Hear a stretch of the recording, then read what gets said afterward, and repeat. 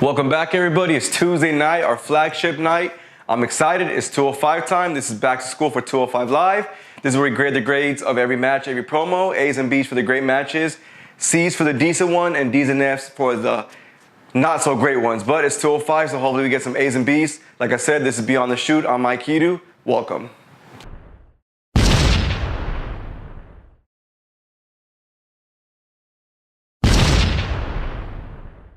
Like always, 205 opens up with Drake Maverick, the new manager of AOP. Drake Maverick announcing every match, get you pumped up, get you excited, and he kind of throws a curveball. He says the first match of the night is Gran Metalik versus Buddy Murphy. I was surprised. I thought it was gonna be the main event, but understandably so, it's Cedric and Drew Gulak in the main event. So let's give it a pass. But I'm excited to start off with Buddy Murphy and Gran Metalik. I've been waiting for this for the whole week. I'm gonna start off by giving it a B-. Yes, it's a very, very poor grade from my standards on Buddy Murphy, but it was a very slow match, and the crowd did not get involved at all. They were stale.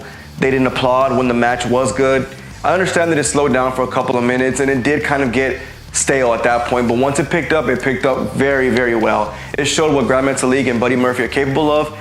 My opinion, I feel like they're not trying to get Buddy Murphy injured, especially with Melbourne, Australia super show that he has with Cedric Alexander, but it was toned down. He did get the victory like it needed to happen because he can't lose if he's chasing the title. So I am going to give this a B-. Next up, after that, we start off with Mustafa Ali versus some jobber.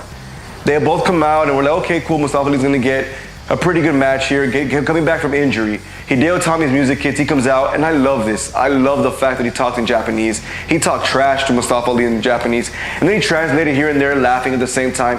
Hideo Itami, in my opinion, is probably the second best heel on the roster. I'm not even gonna consider Buddy Murphy a heel because he's just badass. But Drew Gulak's number one, and Hideo Itami's that number two right there. So Mustafa Ali did get the victory of the jobber like nothing. On a side note, the jobber's reactions, and he oversold this, were just beyond hilarious. Hideo was standing there the whole time just kind of checking out Mustafa Ali to see how he's doing from injury. Mustafa Ali, like I said, did get the victory. I'm going to give it another B-. It was a squash match. I can't give it a great grade, but it did what it needed to do, and it showed the feud that's continuing with them two.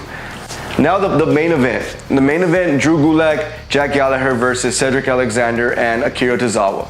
It was a decent match. Like I said, I gave B- to the first one. I gave a B to the second one. I'm going to give another B-. It wasn't a great match. It wasn't, oh, best match of the night. It wasn't anything like that. But it did tell a story. Like every single match on the card, it told stories. It told the story of the vengeance that Drew Gulak wants, of how bad he wants the title. And Drew Gulak, is, in my opinion, is the biggest improved wrestler. I used to hate watching him wrestle.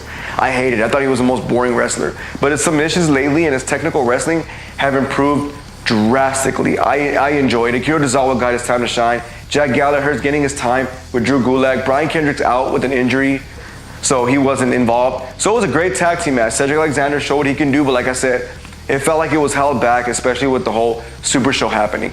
Drew Gulak did get the victory by beating Akio Tozawa, doing the Gulak lock on him, tapped out. This needed to happen. Drew Gulak needs to come out strong. Cedric Alexander didn't take the pin, so he still comes out on top.